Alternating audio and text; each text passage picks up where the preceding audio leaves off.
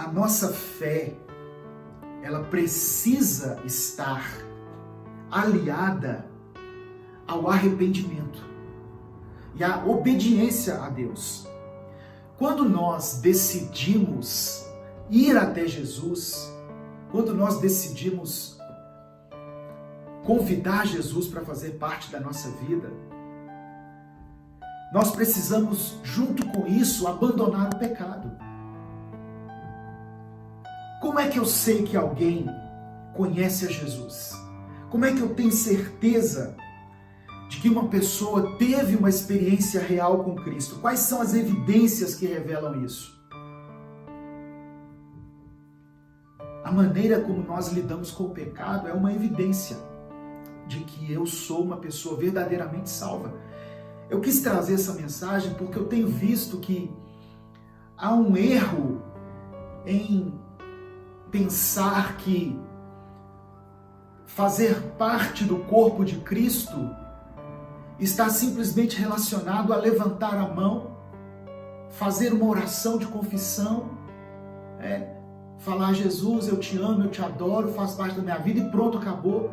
E daquele momento em diante não ter uma atitude, não ter uma postura diferente, sabe? E muitas pessoas têm sido enganadas pensando assim: eu sou salvo, mas continuam levando a vida do mesmo jeito.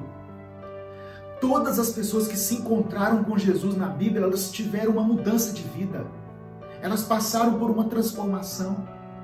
Não se engane imaginando que você pode continuar levando a sua vida do mesmo jeito, da mesma forma, depois que você se encontrou com Jesus. Eu quero citar aqui o texto inicialmente, eu vou citar alguns textos, 1 João capítulo 3, versículo 6. 1 João capítulo 3, versículo 6. Olha o que o apóstolo João escreveu. Qualquer que permanece nele, qualquer pessoa que permanece em Jesus, não peca. Aquele que peca não o viu e nem o conheceu. E o verso 9 desse mesmo capítulo, ele diz assim: todo aquele que é nascido de Deus não pratica o pecado, porque a semente de Deus permanece nele. Ele não pode estar no pecado porque é nascido de Deus. A versão da Bíblia King James diz assim: todo aquele que é nascido de Deus não se dedica à prática do pecado, porquanto a semente de Deus permanece nele, e ele não pode continuar no pecado, pois é nascido de Deus. Então, irmãos, eu quero dizer para você o seguinte: quem conhece a Jesus não vai entender Jesus somente como o Salvador, somente como aquele que me garante a entrada no céu, mas ele vai receber Jesus também como o Senhor, como o dono da sua vida. E Jesus, sendo Deus, ele abomina o pecado.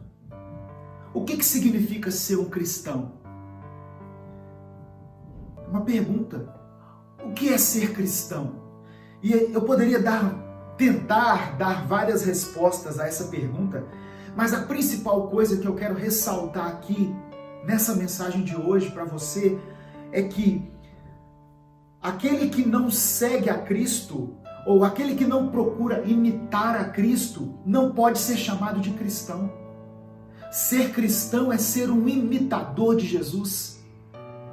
Ser cristão é ser imitador de Jesus.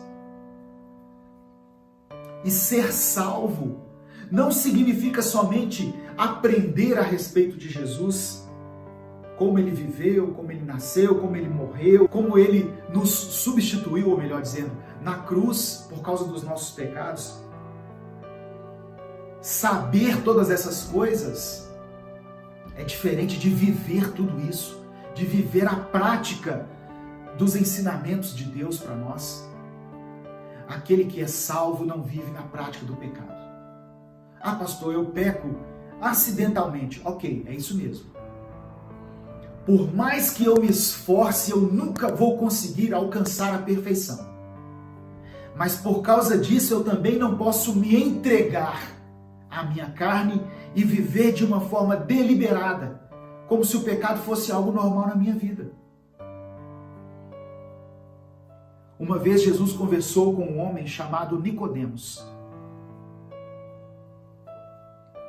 que era mestre em Israel. Um homem que sabia muito da Bíblia.